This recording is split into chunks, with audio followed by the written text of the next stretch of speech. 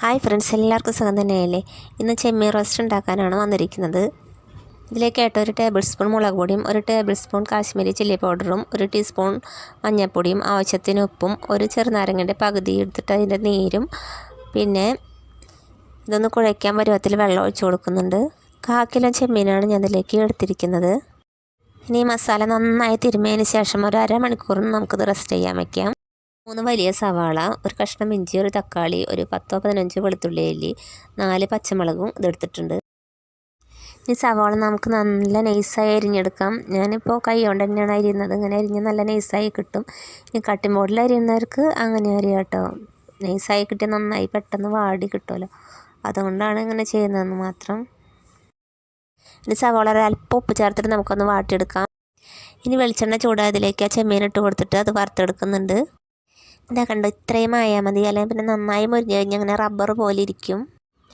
പച്ചമുളകും ഇഞ്ചിയും വെളുത്തുള്ളിയും ഞാൻ ചെറുതായി അരിഞ്ഞിട്ടാണ് വെച്ചിരിക്കുന്നത്. അത് നമുക്കിതിലേക്ക് ഇട്ടിട്ടൊന്ന് മൂപ്പിച്ചെടുക്കാം.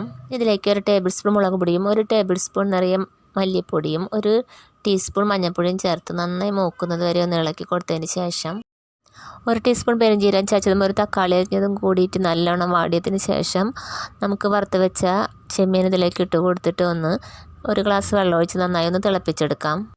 ഇനി ആവശ്യമായ ഉപ്പിട്ട് കൊടുത്തിട്ട് നമുക്കിതൊന്ന് മൂടി വെച്ചിട്ട് 2 മിനിറ്റ് ഒന്ന് വറ്റിച്ചെടുക്കാം. അപ്പോൾ നല്ല ടേസ്റ്റുള്ള ചെമ്മീൻ റോസ്റ്റ് ഇവിടെ തയ്യാറായിട്ടുണ്ട്. അപ്പോൾ ഞാനിവിടെ ചപ്പാത്തിയാണ് ഉണ്ടാക്കി വെച്ചിരിക്കുന്നത്. ഇനി പൊറോട്ട കൂടെയായാലും പത്തിരി കൂടെയായാലും നൂലപ്പത്തിൽ കൂടെയൊക്കെയും കഴിക്കാൻ പറ്റിയ നല്ല ടേസ്റ്റുള്ള കറി തന്നെയാണിത്. ഇവിടെ കുട്ടികൾക്കൊക്കെ പിന്നെ നല്ല കട്ടിയിലെടുക്കണതാണ് ഇഷ്ടം. അപ്പോൾ ഒന്നും കൂടി ഞാൻ നന്നായി വറ്റിച്ചെടുത്തിട്ടുണ്ട്. ഇത് നല്ല ടേസ്റ്റ് തന്നെയാണ് ഇത് കഴിക്കുമ്പോഴായാലും. പത്തിരി പൊറോട്ട നൂലപ്പൊക്കെ ഉണ്ടായാലും അതിൽ കൂട്ടിയും കഴിക്കാം.